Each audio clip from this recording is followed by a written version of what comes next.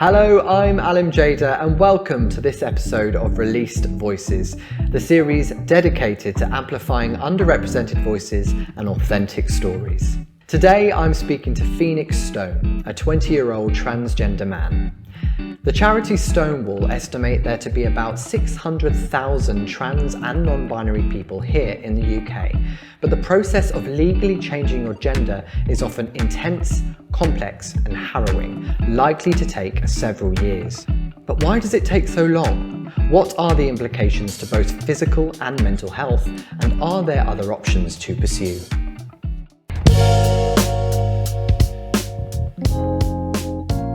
Going back to the beginning, were there any pivotal or key events in your life where you realised you were male?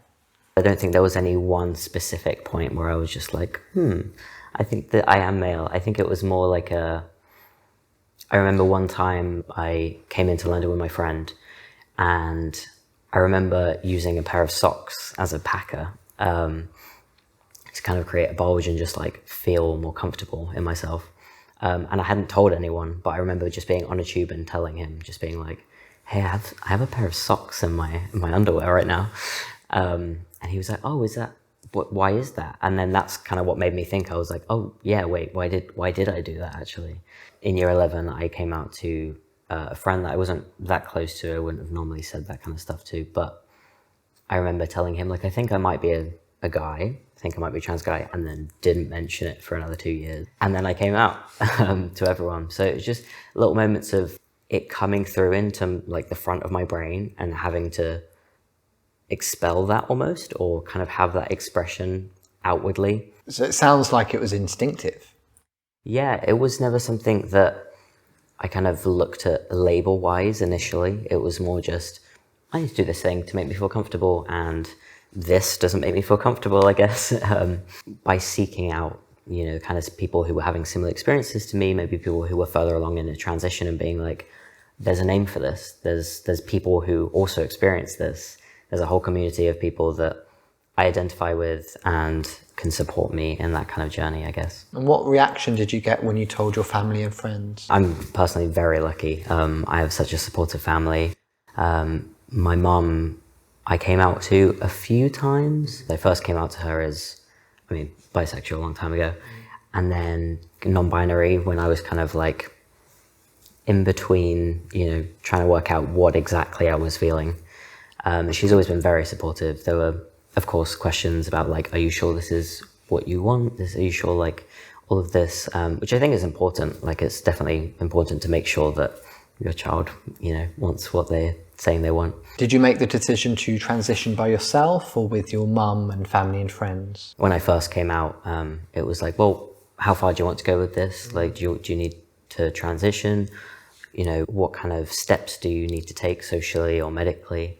But it's all a process. It kind of starts with changing your name and, socially getting people to call you by that name, and he, him pronouns for me. And then going into doctors and, gender therapists. When you made the decision, what came next? I made a Facebook post and just being like, okay, everyone around me that I socialize with, this is who I am. Please, call me Phoenix. And then going on T, having my first gender therapy session. Specific points that kind of were big steps in moving forward to being comfortable with myself. So you decided to go via the NHS and you spoke to your GP? Mm-hmm. Yeah, so I spoke to my GP first. It's very nerve-wracking calling up a GP and being like, hi, this is what I want to do. And I had a big form that I had to fill out of all my details and how I was feeling and everything like that.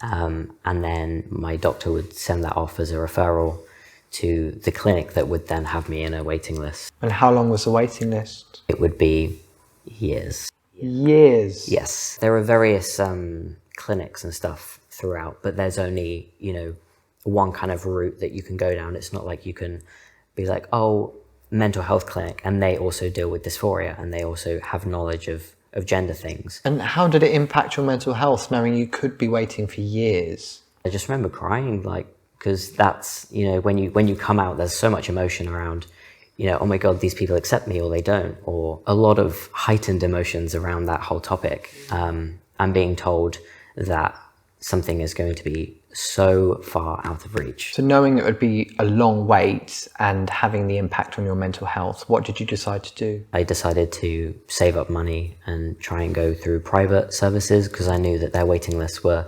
significantly shorter, like 3 months, 4 months. And it was all paid for by your own savings? I was very fortunate enough to have a following on social media and fundraise the money that I needed for my top surgery.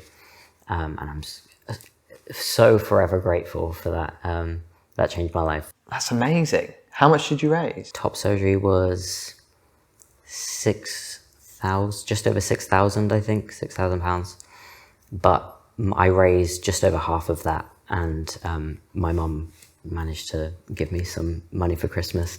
Incredible. Yeah. The sessions with the gender therapist, they were, I want to say, around £100 to £200 per session. Mm-hmm. And I had to have a session for the gender dysphoria diagnosis, I guess. It's a very odd experience, I think, because you're sat there in a room with someone you don't know and they're asking questions about something very personal to you. What type of questions were you asked?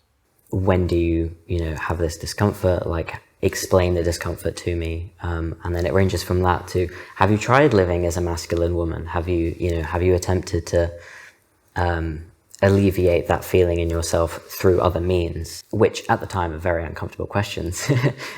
Feels very invasive and personal, but I think it's important. The aim of the session was to get a diagnosis. Yeah, once I had my diagnosis, I was then allowed to go and have an appointment with an endocrinologist mm-hmm. and have my blood taken and all of this kind of thing to finalize starting testosterone, I guess. How did it feel to get that diagnosis? Amazing. Just having that ability and that step confirmed to then start the next process of just being me. It felt really validating. Once you get that official diagnosis, you can apply for a gender recognition certificate. What does that mean? I specifically not 100% on this, but I know you have to be socially living as your gender for a certain amount of years. I think it's 2 years. You have to have letters from your gender therapist being like, yes, we have no reason to believe that this is going to be something that will change in the future. You chose the name Phoenix, which I love. Good, I'm glad. I like it too. Tell me about that. Where did that come from? So my mum was in love with River Phoenix. And so if I was born male, I would have been either named River or Phoenix. And so I think just in my head, I kind of had that thought of, I want to have that authentic name that I feel is me, or like what my mum felt like I would be called as a baby. There's so much negativity on social media, and transgender hate crime has quadrupled in the last 5 years. How does that affect you? Yeah, I do get hate comments occasionally. They're fewer and far between than I expected them to be, which is nice. Very lucky in that. But yeah, I do get the odd comment, and now it doesn't really affect me as much as it might have done, because I know who I am, and there's nothing that these people can do to change that. A lot of what trans people are to other people, it's, oh, but what's really in your pants? Like, what's really going on there? And it's like, I get that people are curious, but it strikes me as very odd, just the amount of people that feel the need to comment those kind of things on people who are just trying to be themselves. What should we be doing to quench those negative comments? A lot of it is education. A lot of the perceptions of trans people comes from the media from the last 10, 20 years. That's how you can stop it, I think. Education, whether it be in schools, whether it be, exposure to trans people. What are the key things people can do to be better trans allies? Reaching out to organisations and trans charities that work with trans people, but aren't necessarily trans people themselves, especially if you want to ask questions that you don't know if they will be invasive, or you don't know those kind of things. There are lots of places and organisations and documents and all of these things that kind of give you that information without having to deep dive into trans people themselves. Reflecting on your experience and your journey, what would you like to see change in the future? representation and all of that stuff is a massive, massive affector of how people perceive trans people.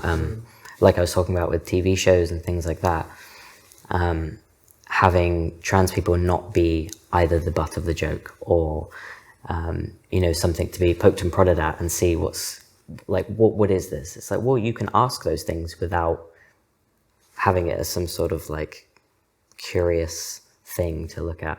Yeah, conversations and exposing yourself to different people, I think. The NHS waiting list is phenomenally long. How can we change that? Have more than one area in which people can go to talk about gender.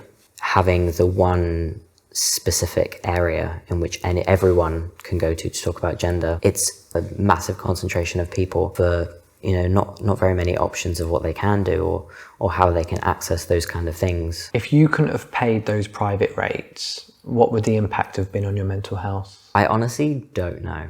I haven't really thought about that. I love the NHS and they do an incredible job, but because they are stretched so thin and with so many people, you know, being educated about this or having, you know, their own inward journeys and finding out who they are, it's very difficult.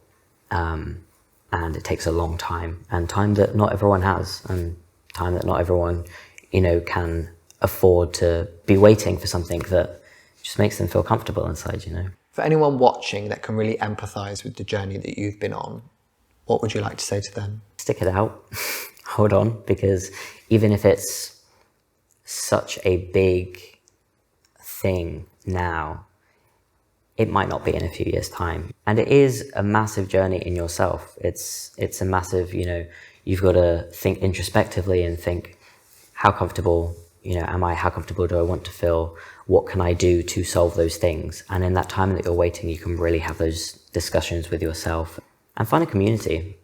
That helps, like, the most. That helps the most. Find friends that also feel the same way. Because if you're struggling together, it doesn't feel anywhere near as bad. Thank you so much for joining me today, Phoenix.